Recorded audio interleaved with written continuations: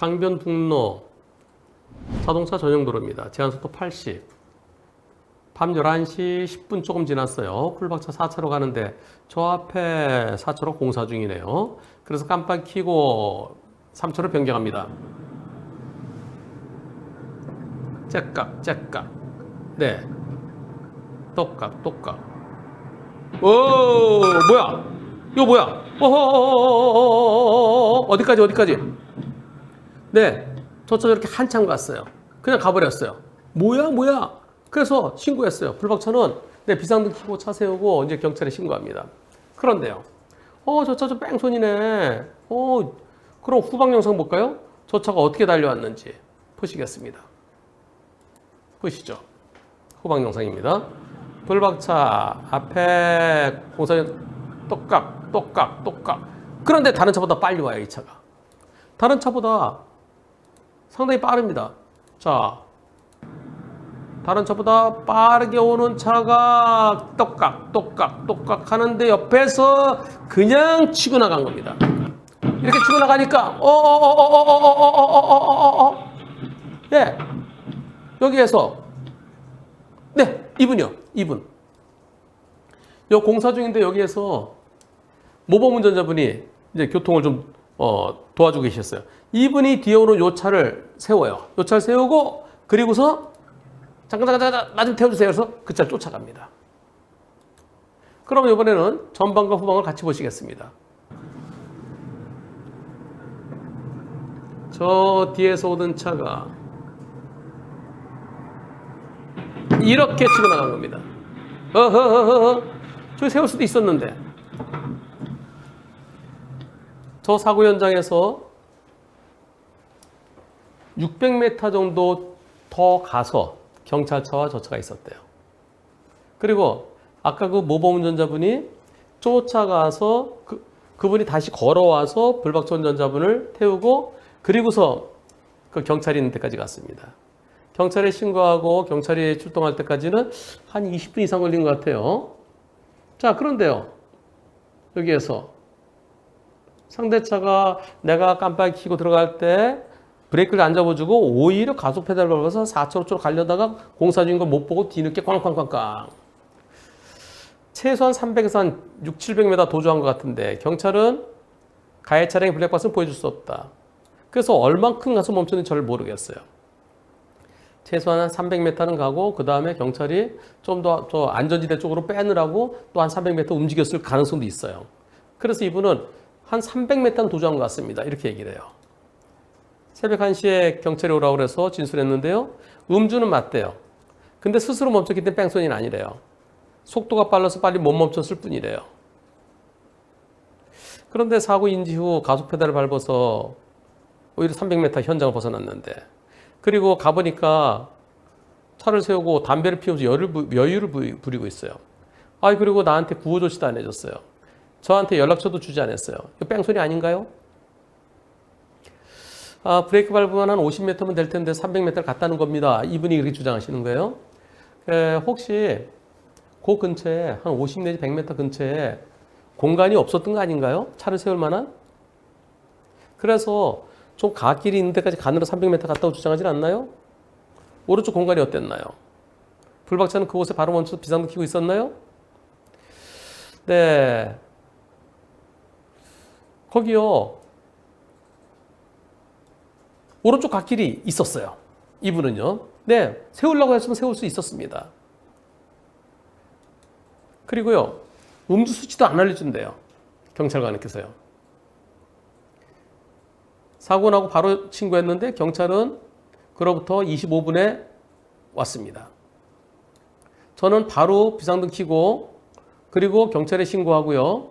그리고 나중에 아까 앞으로 가셨던 지나가는 차를 세워서 타고 앞으로 가서 그 모범 운전자분이 다시 오셔갖고 저쪽까지 저를 안내해줘서 가셨답니다. 근데 그 모범 운전자분이 저 차 내가 가서 잡았어요. 그렇게 말씀하셨어요. 근데 잡은 것이 어떻게 잡았는지를 모르겠어요.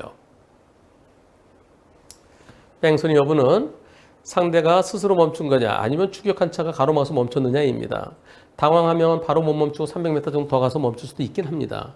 시속 80이면 1초에 22m, 15초면 300m. 그러니까 당황해서 오오오오 하다 보면 그러면은 300m도 갈 수도 있겠죠. 뺑소니 부분은 상대차의 영상, 그 음주운전 그 차의 영상 또는 추격한 모범운전자 탄 차의 영상을 봐야 판단할 수 있겠네요. 모범운전자분이 지나간 차를 얻어 탄 거라서 그 차가 이제 갔기 때문에 그 차 영상은 모릅니다. 경찰 말로는 가해자가 스스로 멈춰서 뺑소니가 아니라고 했습니다. 스스로 멈췄어도 도망가다 잡힐 것 같아. 그래서 가다가 생각을 바꿔서 멈췄으면은 그건 뺑소니예요. 그러니까 도망가자 하다가 아야 결국 잡힐 것 같아. 그거는 일단 뺑소니 친 거죠. 예. 다만 당황해서 또는 속도 때문에 바로 멈추지 못하고 어느 정도 가서 멈췄다 그러면 뺑소니는 아니고요. 예. 아, 상대차 불박 영상을 봤으면 좋을 텐데 그게 없어서 안타깝습니다. 가해자 불박은 나중에 민사소송하면 볼 수 있어요. 민사소송하면 민사소송 법원에서 저 형사기록이 보관되어 있는 곳에 그거 형사기록 보내주세요. 무슨 기록 보내주세요. 블랙박스도 보내주세요. 그럼 볼 수 있습니다. 여기서요. 후방 영상에서요. 저는 이게요.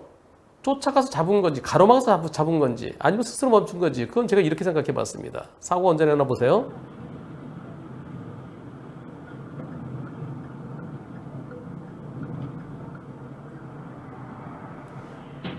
이때 사고 났어요. 그리고 이로부터 몇 초 후에 차를 잡나 보겠습니다. 하나, 둘, 셋, 넷, 다섯, 여섯, 일곱, 여덟, 지금 저 끝에요.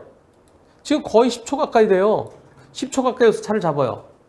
그래 차를 타고 저 차 쫓아갑시다. 그럼 여기서 다시 속도를 내서 쫓아가면은 앞차랑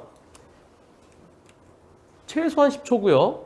그리고 다시 속도 내려고 그러면 제로백까지 생각하면은 한 13초? 한 15초 차이가 나는 것 같아요. 그래서 모범운전자가 차를 세우고 그 차를 타서 앞차를 추격하기까지 10초 이상 한 13초, 15초까지 생각할 수 있겠는데 그러면 그 차가 도망가려고 빠른 마음, 빠른 속도로 갔으면은 13초, 15초 늦게 간 차가 근데 13초, 15초예요? 그 300m 앞에 차가 섰다면 어떻습니까? 그래서 도망갈 마음이었으면 그냥 끝까지 도망가서 못 잡을 것 같아요.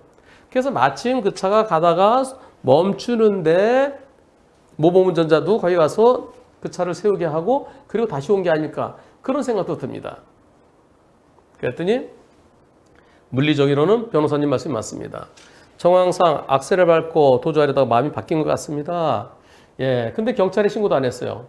아, 경찰은 어차피 거기서 서 있으면 신고를 그 사람이 안 하더라도 올 거잖아요, 경찰이요. 119 미신고. 아, 크게 사람이 뭐 차가 막 뒤집어지거나 사람이 크게 다친 거 아니면은 어차피 119 신고하는 거 그것을 갖다 물론 아이고 죄송합니다 119 불러드릴까 이렇게 해야 되지만 그래 연락처 안 줬어요. 아, 연락처 경찰이 와서 다 확인했잖아요. 경찰이 곧 와서 다 확인했으니까요. 구호조치 미실시. 지금 막 피를 흘리고 있으면 그럼 빨리 저 옆으로 안전한 곳으로 옮기고 119 신고하고 그래야 되는데 그렇지 않다 그러면 이런 걸 안 했다고 그래서 뺑소니라고 말하기는 어렵죠. 자, 그러면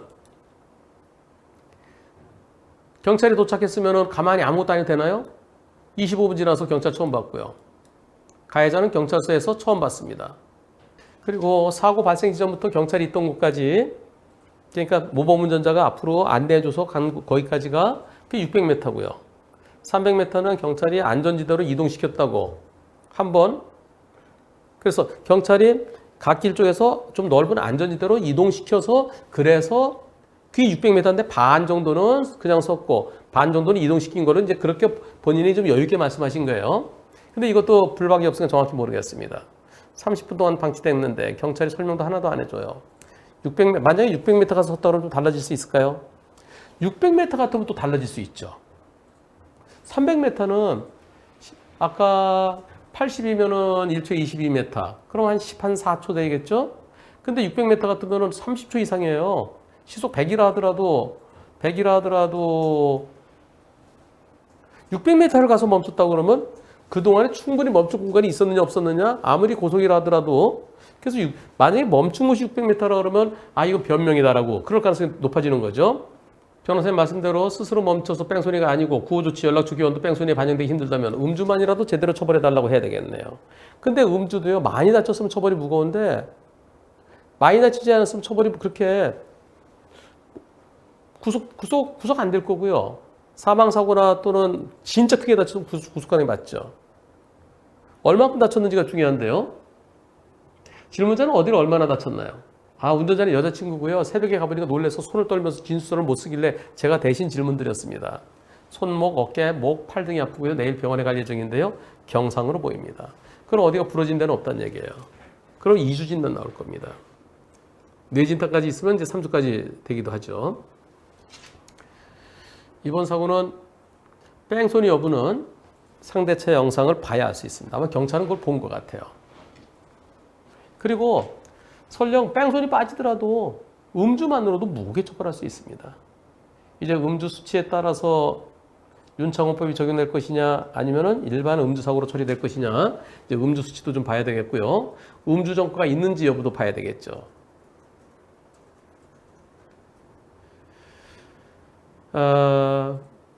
음주 전과 여러 번 있으면서 또 사고 냈다 그러면은 크게 다친 건 아니더라도 처벌이 무거워집니다.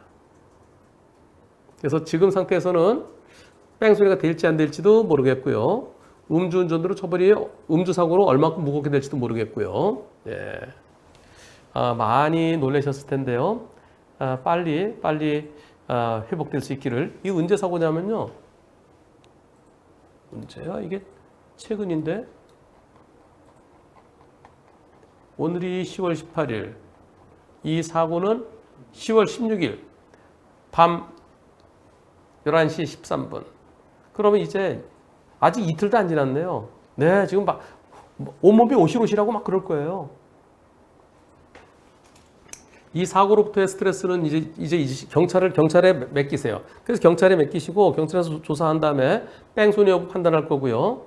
그다음에 음주에 대해서 이제 어느 정도 무겁게 처벌될 것인지는 제가 말씀드린 그런 여러 가지 정황에 따라 달라집니다.